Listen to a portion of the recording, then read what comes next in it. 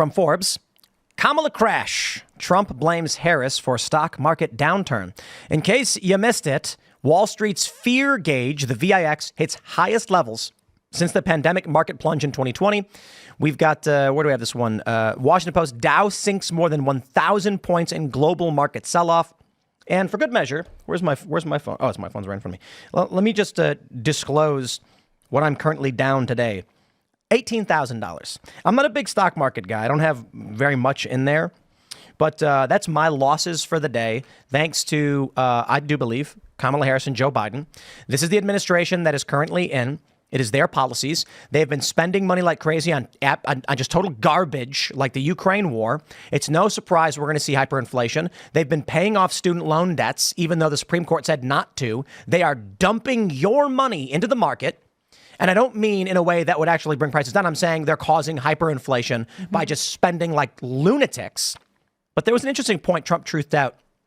When the polls started suggesting Kamala was going to win, the market starts going down. And it's not the only factor. Obviously, the jobs report was bad. Unemployment is up. Jobs are down. Expected jobs are supposed to be way higher. The jobs report, I think, was like 117K. That was ridiculous. It was supposed to be 117. Yeah. Very, very low. I think it's fair to say that when people believe Kamala's going to win, they sell. They are concerned that if they're in the market, plus with this downturn, it causes panic.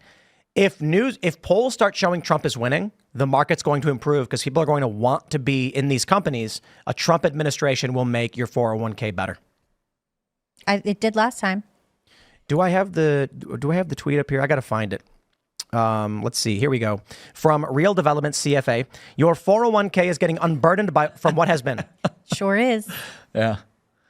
There was a report from Goldman Sachs that came out on the 4th that said it raised the likelihood that we'll see a recession in the next 12 months from, I think it was 15 to 25%. Yeah. And I think this is really going to weigh heavily on voters' minds, especially young voters as it go to the polls. Of course, retirees, people who are getting ready for that. I'm sure they are thinking about this as well.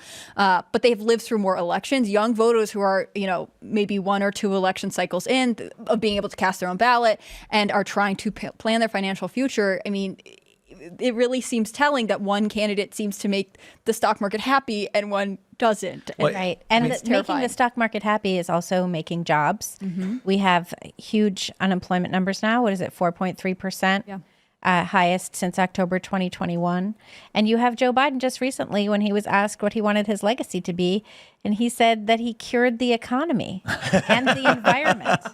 And so I think we're just waiting to see what his cure for the environment must be. And look, I can understand there's a lot of factors going on right now. A lot of stuff is going on with interest rates in Japan that is causing a lot of people that invested in the U.S. markets from Japan to pull their investments in order to pay back debt because they've raised interest rates. There's a ton of stuff. There's a potential looming like wider spread war in the Middle East, all of it.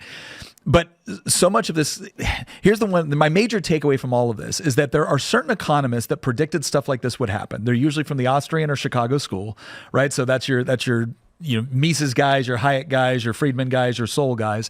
And they always get told by the establishment, oh, they're being ridiculous. This is absurd. That's not going to happen. There is no problem. Inflation is transitory, right? Like all of that. Stop listening to the people that keep telling you everything's okay when Democrats are in charge because Democrats are in charge, and start listening to the economists that have said over and over and over again, you can't spend money the way the federal government is doing. You can't print money to create prosperity. You can't engage in the sort of practices that we're engaging in because it will lead to a recession. This isn't mysticism. Right. If you are just printing dollars, if the federal government is throwing hundreds of millions of dollars at the Taliban right now, right, you are going to end up in a bad situation.